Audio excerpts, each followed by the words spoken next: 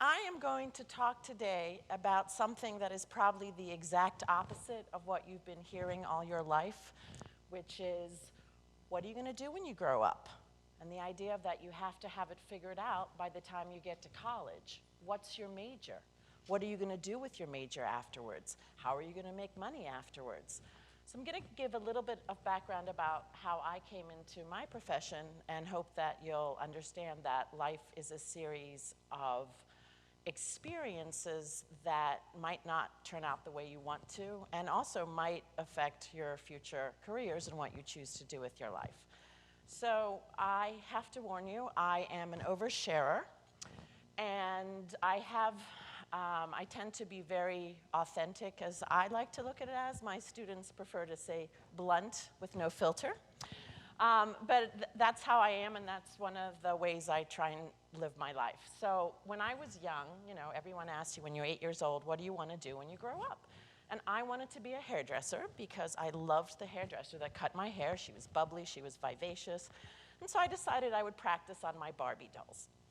Well, that allowed me to see that hairdressing was not in my future. As combined with the fact that my parents, when I was in kindergarten, my parents were told that they thought I was special needs because I couldn't cut a straight line correctly. To this day, I still can't cut a straight line correctly. And you know what? It doesn't matter. So anyway, so I decided that my next real goal was I was going to be a child psychologist. I loved children, and I was going to help them. And then I worked at a summer camp.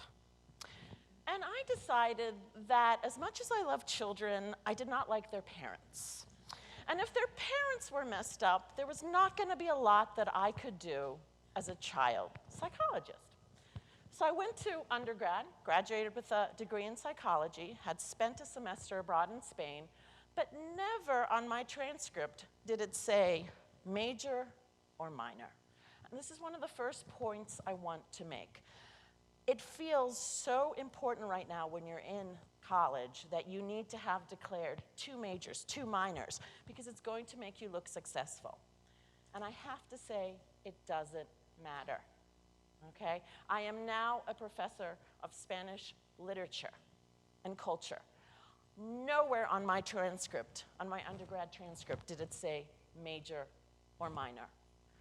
But if you look at my transcript, and if you look at the letter that I write, you can see I've taken all my electives in a different language. So this is what I say to some of these students who sometimes ask me, should I stay for an extra semester to do a minor? No! Why would you pay all that money to do that? It doesn't matter. Okay? So I think when people come to me and they have their 5-year plans, you don't have to have a 5-year plan. It's okay. You're going to figure out what you don't like more than what you do like. Okay? So I figured out, can't be a hairdresser. Can't be a child psychologist. Okay, let me try social work. So my first internship before going to Spain for a semester abroad was as a social worker in the Public Defender's Office of Philadelphia, working with clients who had either alcohol, drug, or mental health issues, or the combination of them. And I had to go into jails once a week to interview some of the clients. I was 20 years old, okay? And I learned a couple of things. One, do not dress in any way, shape, or form like you have a sexual persona. In other words, you know, be completely makeup-free and all that. And this idea that everyone's a person, right? And everyone has a life story to tell. So then I go to Spain, and then I come back, and I am in love because I have the best time. I love the food. I love the men. And I'm going to drop everything. I'm a cliche, by the way. I'm going to drop everything, and when I graduate, I'm going to move to Spain to marry this guy. I'm all of 21. I'm going to marry him, and we're going to live happily ever after, because what could be more perfect? I love Spain, and, you know, I can get a job. Fast forward, it turns out that the guy that I was supposed to get married to had been seeing someone else. Now, this is all before Facebook and video chats. This was literally, how much money am I going to spend a week to speak to someone in another country? So I go over there because I decide that I'm not going to resolve my life over a telephone call. And I get there, and he has hickeys from another woman all over his face. Okay, fine. What do I do? So I do the normal thing. I become part of a soap opera where I cry every day, the man's mother cries every day, and the neighbor comes in, and the three of us are crying about my bad luck. Okay? So then I decide, well, this relationship is clearly not going to work out. I'm going to be an au pair because I really love Spain. So I go to the person's house. I love children, as I said before. I can babysit. I can handle children, no problems. Okay? I get there, and the maid, they were a very wealthy family, shows me how to make a bed. Okay? Now, Spaniards are very particular about how they make their beds. And you have to make your bed every single day. To this day, I still don't make my bed because I'm in it a lot, and so are my dogs. Okay? But anyway, so it's folded sheets. They don't have fitted sheets, so you need these perfect corners. And I had these two charges who are these two little girls. I love girls. I'm one of three sisters. I can identify with girls. And the next morning, I'm supposed to get them ready for school. I do this. And then I have to make their beds and shine their shoes. And I decide that perhaps this was not exactly what I was looking for. And so I went downstairs, and the woman comes up, and she says, "Who made this bed?" And the maid, mind you, who didn't even speak English, ratted me out and said, "She did." Okay? So I decided that perhaps being an au pair, although an opportunity, was not in my future. And I came back to the US, and I was a mess. But you know what? I said, what am I going to do? Because this plan didn't work out. I had taken the GREs before I went. I had enough foresight to do that. And I decided, you know what? I'm going to be a social worker for a year. And I'm also going to start going to grad school for Spanish literature because I really love it. I wasn't thinking of what I was going to do in the future. I had my best friends in college. One was convinced she was going to be a therapist. She's a therapist. Another one was convinced she was going to be a professor. I thought to myself, the last thing on this world that I want to do is become a college professor. I hate academia. Okay? Here we are. So I decide to be a social worker again for a year, and as I said, I learned I did not want to be a social worker. It's very hard work for very low pay. The lawyers in the public defender's office treat you horribly, as if they were better, and I even got schooled by one of my clients when I went to take him to a drug rehab in North Philadelphia, and he says to me, "You would be really pretty, but your clothes suck, including your shoes." And I thought, you know, I'll take that lesson forward with me. I didn't really have this idea of what I was going to do. I knew what I liked to do. And after a while, I'm like, you know what? I don't think social work is for me. I'm going to get into Spanish literature, something I love. And then I did my master's, I did my PhD, and everyone said to me, you know, my father's a Jewish immigrant. So that means that you need to go to the best schools under the sun. You have to go Ivy or you don't, it's not worth it. And I have 2 Ivy degrees to my name. You want to know how many connections I have from them? 0. When have I called upon those connections to be used in my life? Never, okay? Everything is what I've done on my own, being my own advocate. And that's part of the message today, is that you need to be your own advocate because sometimes people aren't going to do it for you, okay? And then I decided, well, you know, I finished my PhD and I thought, oh my God, what an awful experience. People are not kind here. I went to a very competitive university where students competed against each other and where they would say things like, "I did all my Latin homework, did you?" And so my response was, "Do you want a gold star?" Right? And then it was this competition of who studied more.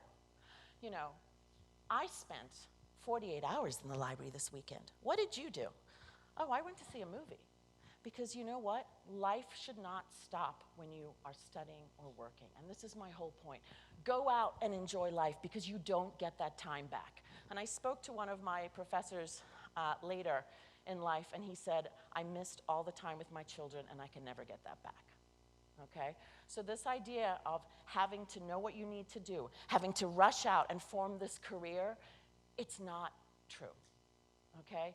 You should do what you want to do, not what your parents, sorry parents, not what your parents want you to do, okay? You can decide that you want to be a lawyer and then take a law class in college and say, I'm not actually very good at it. What else can I try? And that's what I tell students who come to me and say, I'd really like to minor in psychology. That's great. Have you taken any psychology courses? Well, no. Okay? So that's what college is for. Try out things that you might not have tried. Okay? It doesn't matter if you have the official minor or not. Okay? Nor does it matter the official major. And my future stepdaughter is having a baby. She's graduating from Pitt and having a baby. Was it planned? No. But she's going to make a wonderful mother, so is her partner. And guess what? Not everyone is going to have the same plan in life. So when people, and one of the reasons I wanted to do this is when I see senior students who, if they do have a job, you know, oh, I'm so excited I got a job, and that's great. But then you have all the others who are like, I don't actually know yet. And that's okay. We have to stop competing against other people. You have to do what's right for you. And you know what? This is what else I tell students. I would love to go and speak Italian fluently. Okay? I would love to go to Italy for 6 weeks and just study there. I can't. I have 2 teenage girls. Okay? Am I bemoaning my fate? Absolutely not. What I did was something I had to do. I regret nothing, because the things in life are the things that you regret doing. I don't regret things that I did, rather things that I didn't do. So you should do these things even if it is a failure, because even as a failure, it makes a good anecdote. But my other thing is when people come up to me, well, I don't know what I want to do. And I say, have you thought about teaching English? Because we're at Arcadia, where people want to study. Why don't you teach English in Japan or China or Korea or even Spain, that there are programs to do this? And I've heard students who've gone over there. I know you have debt. Everyone has debt. But you make enough money there to start paying off some of your debt. You don't have to have the perfect job when you graduate. And my other lesson is, what is the race that you're trying to run towards? So you get a job after graduation where you get 1 week's vacation, or even that? Is that what you're racing towards? You have your whole life to sit in that chair in front of a desk and do accounting or whatever. Use this time to figure out who you are, figure out what you want from life, and realize that you should not be competing against other people who maybe have their life solved, because you want to do something that you really enjoy doing, and it might not be the path that you took to get here. And you know, I'm in academia. I have a best friend who is a stay-at-home mom, and thanks to social media, I decided, wouldn't it be kind of me, speaking very sarcastically here, to put on social media how stay-at-home moms don't, you know, have it as hard as working moms. Well, that was the worst thing I could have done for our friendship, for me as a person, okay? And one of my best friends today is a stay-at-home mom, and she's really talked me through this as well, because we're in American society where how much money are you making, what's your job, you know. People will tell you about their sexual history. They won't tell you how much they make. That's like a state secret, okay?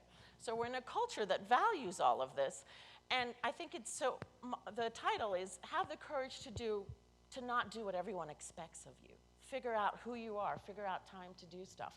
And, you know, so I never really had a mentor, which I think is important for you guys to find one, even at a college level. I love serving as a mentor because students have to listen to me while I have them trapped in my office. So it's kind of like me being the psychologist I always wanted to be, but I don't have to measure what I say and turn it back on them. So it's wonderful. That's what I really love about my job. But the point is that, you know, I'm still in academia, and it's still this track of, well, I can't get married until I finish my PhD. Well, I can't have a baby until I'm tenured.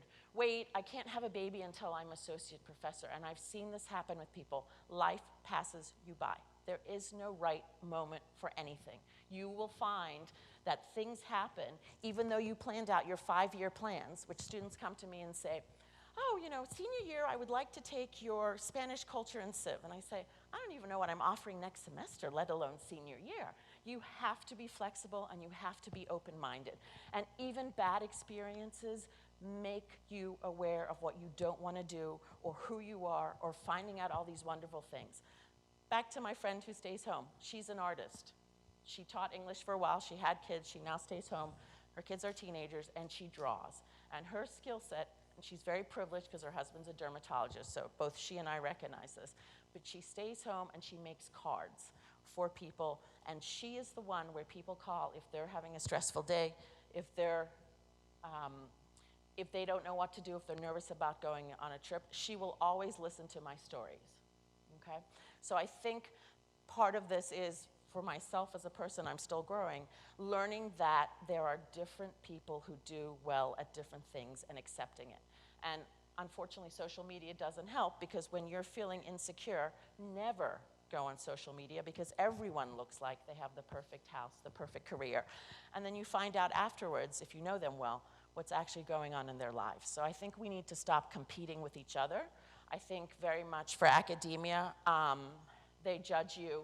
People who take the strict academic route decide that you have to be publishing because that's where your value is. There's no value in spending time with students. There's no value in mentoring.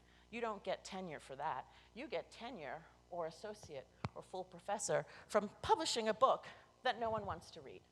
And so I've had to, or that you have one reader, okay? So I have had to come to, you know what, I might never get full professor, but I'm rewarded by students. I'm rewarding by thinking, you know what, maybe my little conversation in the office struck a spark with them. Maybe I can relieve their stress some. I try and tell people in class that your GPA doesn't matter unless you want to go to law school or something. There is no job that's going to be like, I'm going to pick this person because she is a 4.0. That doesn't tell you anything about your skill set in life. And I wish students would sort of drop the anxiety of competing with everyone else or competing into the system that you have to have like a 4.0 GPA and you have to know what you're doing. It's okay. It doesn't matter. You'll find your way, but it's not worth the stress by rushing into these things, okay, with the idea that you have to get this perfect job after graduation. And you know what? There's always going to be someone who has a better GPA than you. There's always going to be someone who's faster than you if you do athletics. There's always going to be someone who is kinder than you. In my case, quite a few people. But you have to stop comparing yourself and think, what are my talents? What am I good for? And find the joy in it. Because if you don't, you're going to wake up one day, 54 years old, and say, where's my life? Or you might die of a heart attack before it happens. Anyway, not as cookie cutter as one of these, eat, pray, loves and all these stickers that everyone wants. But my bottom line is I think you need to be authentic to yourself and find yourself. And it doesn't matter if you take the long way round as opposed to going straight ahead for the finish line. Thank you for coming to my TED Talk.